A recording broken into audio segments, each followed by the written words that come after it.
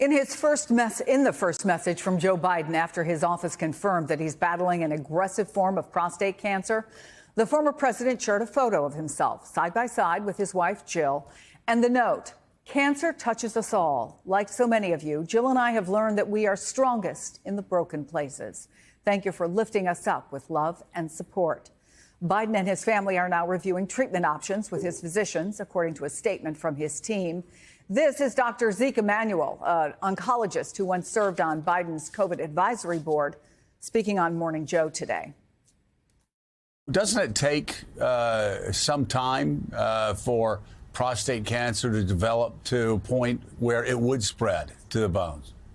Oh, he's had this for many years, maybe even a decade, growing there and spreading. That's right.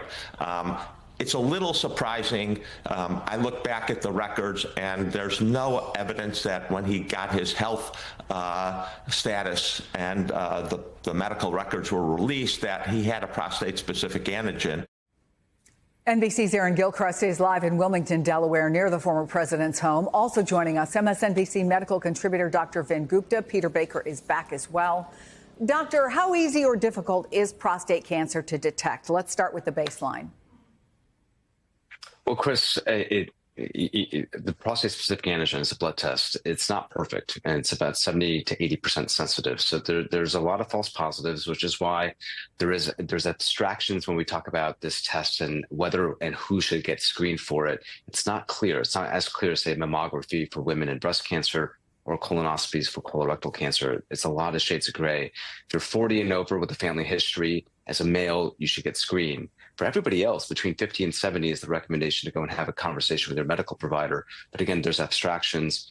In the case of the president, former president here, Dr. Emanuel is correct. There is no evidence of a PSA being reported on in the prior physical exams, unlike, say, President Trump, former President Obama, and Bush.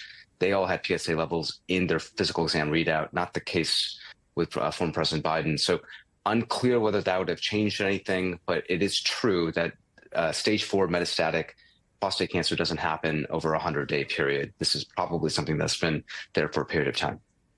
Aaron, what do we know about the path ahead for the former president?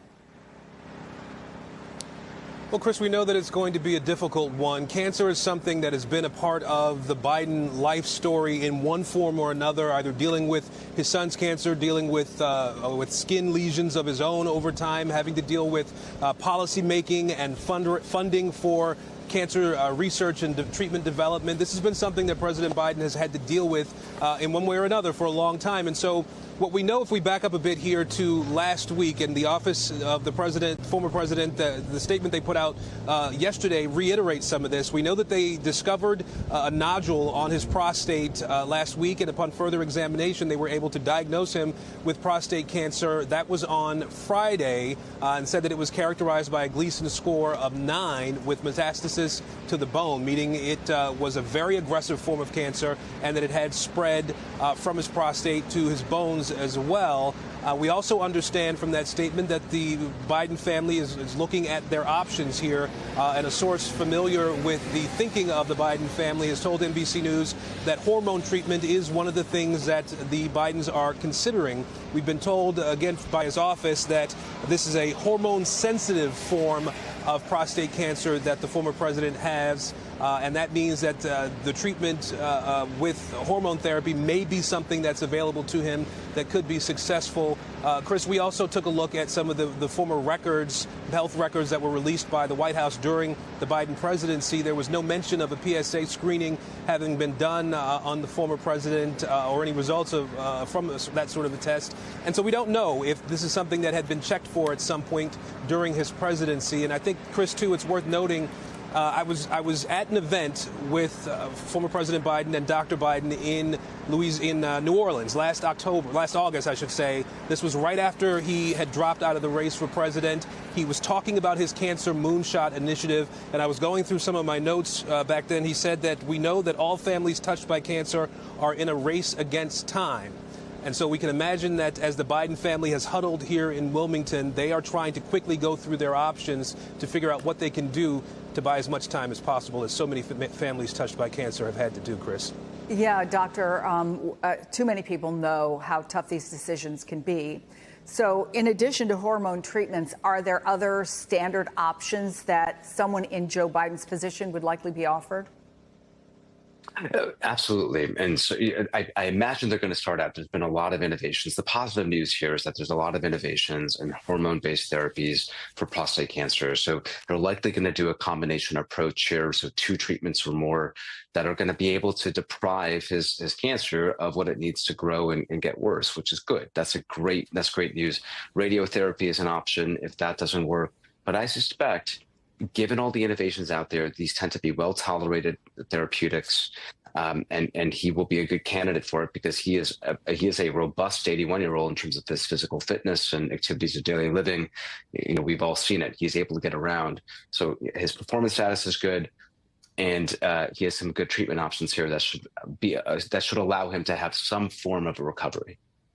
So, Peter, his diagnosis created fodder for critics on the right-wing social media sphere, and that led to a reaction from Meghan McCain. Of course, her dad, Arizona Senator John McCain, died of cancer in 2018, and she wrote this: "I don't know if it's just my bias or background, but I don't want to hear anything else about Biden's health cover-up, tell-alls, interviews with staff, etc. Let the Biden family be in peace right now. This is all just so sad and imprudent."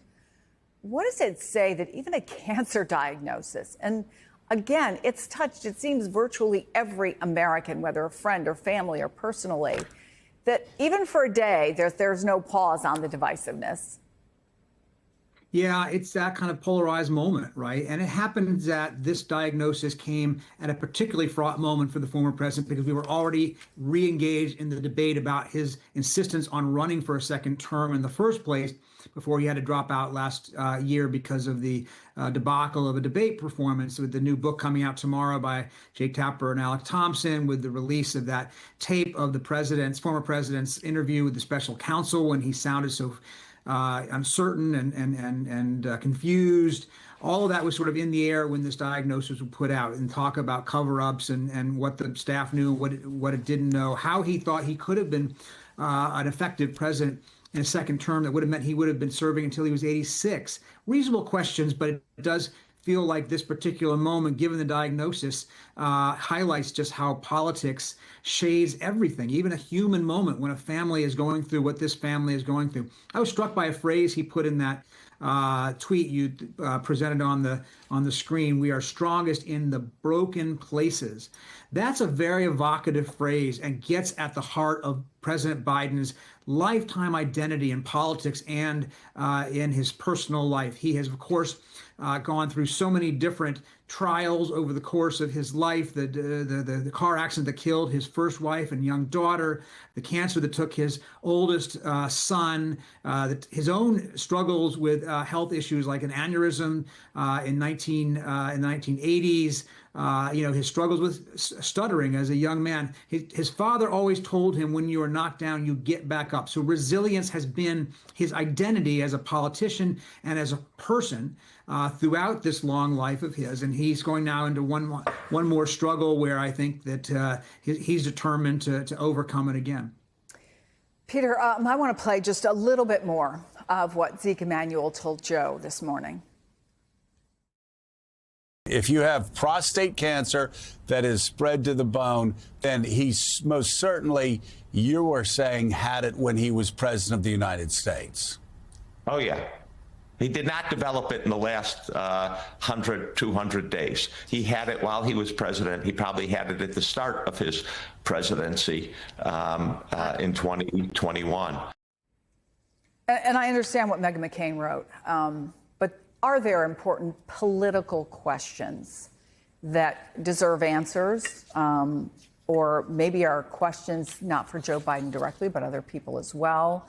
Where do you see this going politically? In a thoughtful way, not in an accusatory way.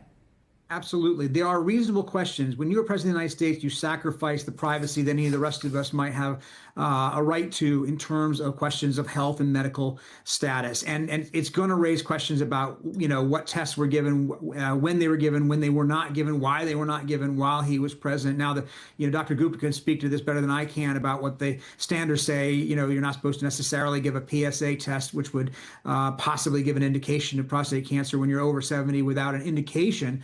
But given that he was president, the question a lot of people are asking is, shouldn't they give every test anyway? I've taken PSA tests. It's not like it was a big ordeal or an expensive thing. So why didn't they, if they didn't, see signs of this earlier? People will ask that question, of course, going forward, because, the question is of whether or not this president and his people were fully forthcoming to the public about his age and the medical issues that he confronted has been a persistent one, and one that hasn't been answered satisfactorily for a lot of people, not just Republicans, but even Democrats.